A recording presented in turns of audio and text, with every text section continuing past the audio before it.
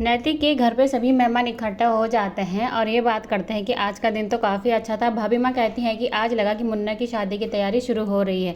जब हम अक्षरा के घर गए तो वहाँ बहुत गाना बजाना हुआ। तभी वहाँ पे ऋतुराज के पिताजी आ जाते हैं और वो ये कहते हैं कि हमें भी अपनी बहू से मिलना है आखिर। उसके बाद ऋतुराज बात को पलटने के लिए उनसे कह देता है कि बाबूजी मुझे आपसे बात करनी है, लेकिन अकेले में। सभी लोग सोचते हैं कि ऐसी कौन सी बात है, लेकिन ऋतुराज की जो माँ होती है वो कहती है कि बाप बेटे की बात होगी, पता नहीं क्या बात है। उसके बाद ऋतुराज वहाँ से अपने बाबूजी को लेकर चला जाता है। वहीं दिखाया जाता है कि नैतिक अपने कमरे में जाता है तो काफ़ी बच्चे जो होते हैं वो खेल रहे होते हैं। उसके बाद नैतिक उन बच्चों से कहता है कि वो जाए, लेकिन वो बच्चे काफ़ी जिद करते हैं तो नैतिक कहता है कि ठीक है। नैतिक अक्षरा को फ़ोन करता है और वो बच्चे जो होते हैं वो कमरे की लाइट बंद कर देते हैं। उसके बाद नैतिक अक्षरा को फ़ोन करता है। एक तरफ अक्षरा तो घबरा जाती है कि नैतिक ने क्यों फ़ोन करा होगा। उसे लगता है कि कहीं ऋतुराज ने बात बता तो नहीं दी, लेकिन जब नैतिक फ़ोन करता है तो वो बताता है कि सब लोग अक्षरा की तारीफ़ कर रहे थे कि अक्षरा जी काफ़ी सुंदर लग रही थी। उसके बाद बच्चे वहाँ पे काफ़ी शोर करते हैं तो नैतिक अक्षरा से कहता है कि वो थोड़ी देर में उसको कॉल करेगा। ऐसे ही नैतिक कमरे से निकलने वाला होता है तभी वो ऋतुराज की आवाज़ सुन लेता है और उसमें ऋतुराज जिक्र करता है कि ये बात किसी को नहीं पता चलनी चाहिए कि अक्षरा का रिश्ता पहले उससे तय हुआ था और उसके बाद वो टूट गया था। नैतिक ऋतुराज और उन दोनों की बातें सुन लेता है। उसके बाद नैतिक को काफ़ी बुरा लगता है।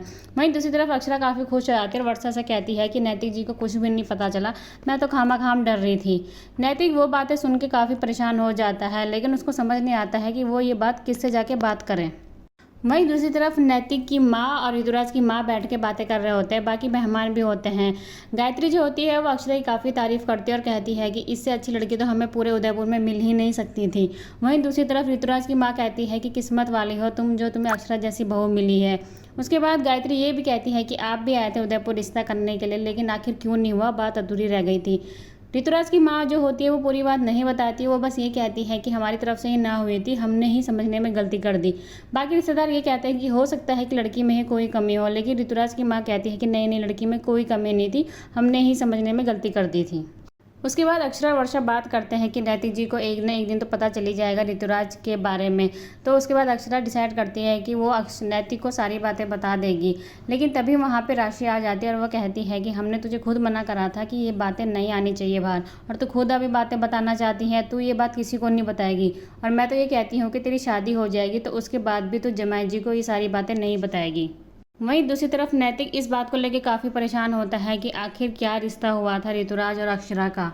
जब सुबह होती है तो नैतिक तैयार होकर अक्षरा के घर के लिए निकल जाता है। वह घर वालों की बात भी नहीं सुनता है। सब लोग कहते हैं कि कहाँ जा रहा है, लेकिन नैतिक सबसे झूठ बोलता है कि वो मोहित के घर जा रहा है।